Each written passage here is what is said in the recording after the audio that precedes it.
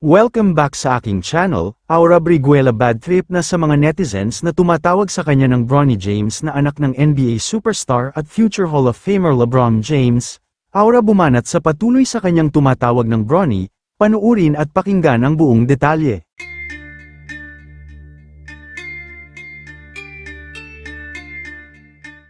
Tila napipiko na nga ang sikat na personalidad na si Aura Briguela sa mga netizens na ayaw siyang tigilan at palaging pang-aasar sa kanya. Tila ubos na nga ang kanyang pasensya dahil sa patuloy na tumatawag sa kanya ng Bronny James. Sa mga hindi nakakaalam, si Bronny James ay anak ng sikat na NBA superstar at future Hall of Famer na si LeBron James na kasalukuyang kakampi niya ngayon sa team ng Los Angeles Lakers. Kaya naman sa pamamagitan ng kanyang Instagram broadcast channel ay nagsalita na si Aura at hindi na pinalagpas ang ginagawang pang-aasar at pambabansag sa kanya bilang Bronny James ng Pilipinas. Aniya, as much as I want to ignore all the Bronny James comments, because honestly, I don't really give a sometimes you guys go too far, spamming me with that comments. Ani pa ni Aura, for what? To ruin my day or just to get noticed, since you want attention, here you go.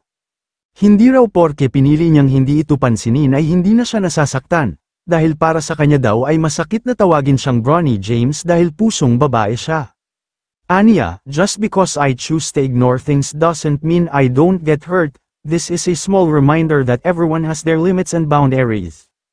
Aniya pa, I always try to be kind and take the high road, but sometimes, some of you take things too far. If this happens again, especially from a student, I will not hesitate to report it, as I do not tolerate this kind of behavior.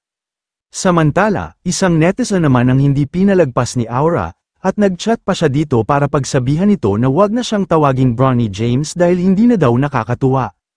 Hindi niya naman alam kung bakit binansagan siyang Bronny James ng Pilipinas, gayong ang layo naman daw sa pagkatao niya ito, dahil si Bronny ay basketball player, samantalang siya ay hindi naman. Sa ngayon ay patuloy pa rin siyang tinatawag ng ibang mga netizens na Bronny.